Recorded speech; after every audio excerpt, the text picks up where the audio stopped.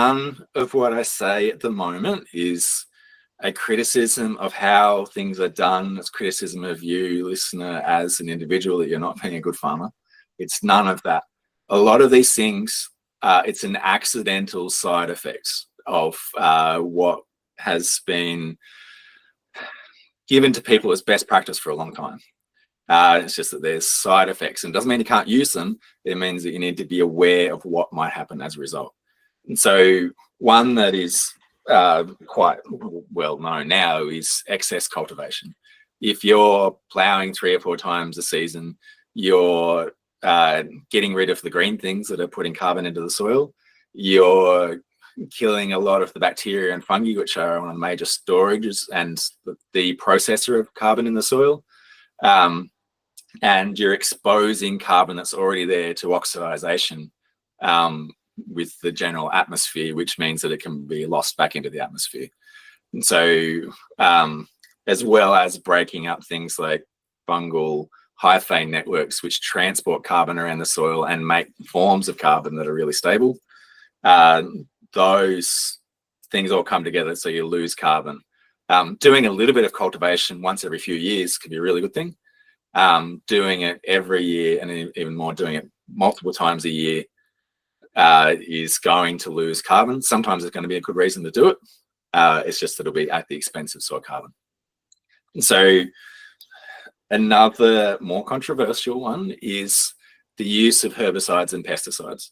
But they have been an absolute game changer for agriculture and being able to scale up with limited labor and make bigger farms that are more cost effective, and have made farmers able to still be profitable in the face of reduced income per ton of output, in real terms, increased costs and low labor.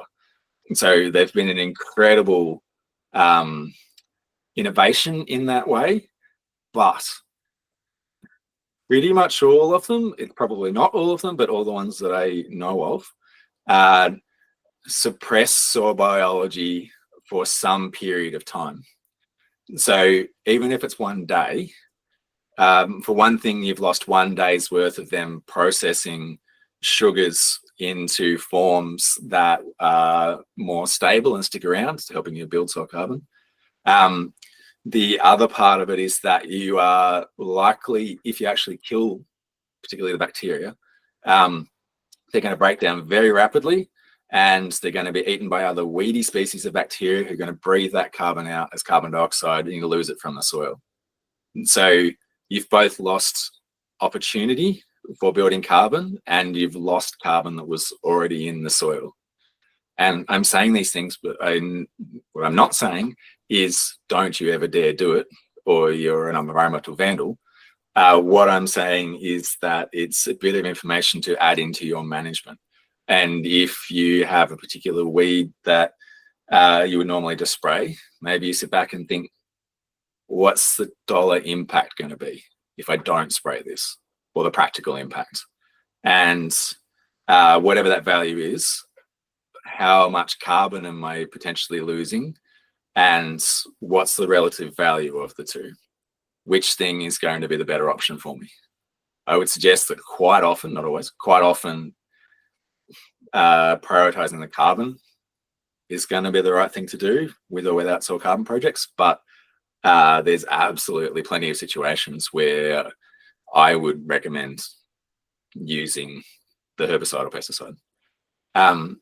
The other, even more controversial one, again, this isn't criticism, this is an outcome of a particular community circumstance of scientists and food producers and people who buy food, nitrogen.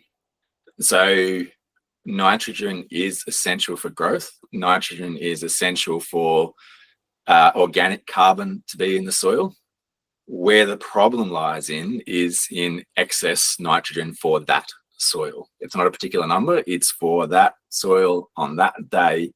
What can it handle without getting out of balance? And so when you have excess nitrogen, and the way that we know that is the carbon to nitrogen balance.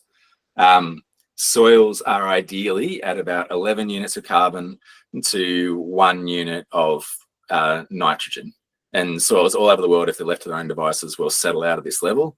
The total might be up here and the total might be down here, but the ratio will stay the same after it's been allowed to settle from any disturbance of any kind.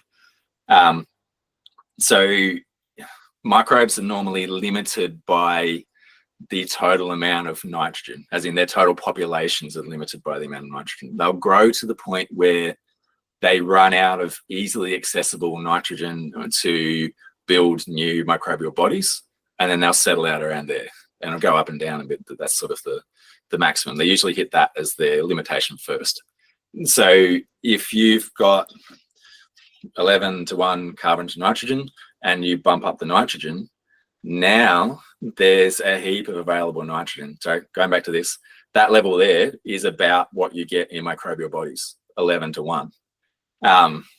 So they've hit that maximum. When you add in more nitrogen, now this ratio is different. And now there's some extra nitrogen in there that is now available to go into new microbial bodies. And so microbe populations will take off and they'll use up all of the available plant exudates, the sugars that they put in the soil. And that's just a thing. That's not necessarily good or bad. But when they run out of those, and if there's still readily available nitrogen, they'll start to attack the longer lasting forms of carbon. So the humus, which is huge carbon molecules, there's the glomalin produced by mycorrhizal fungi, other things that are smaller forms of complex carbon. Normally they're not worth attacking because the amount of energy you have to expend to get energy back from a carbon atom, it's normally not worth it. It's too much work to get in there.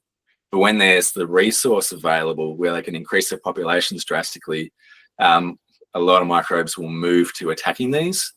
And as soon as they do that, you're at risk of a net loss of carbon because those are very stable forms of carbon that are sticking around. If you break them down, now they're within a microbial body, they're going to breathe out some of that as they're using energy. And then if something goes wrong in the near future, they will die off and you'll lose the carbon then as well. And so using nitrogen of any form, doesn't matter if it's organic or chemical, whatever, in a way that significantly disrupts the carbon to nitrogen ratio in the soil, whatever that soil is, opens up the possibility of losing soil carbon through that method.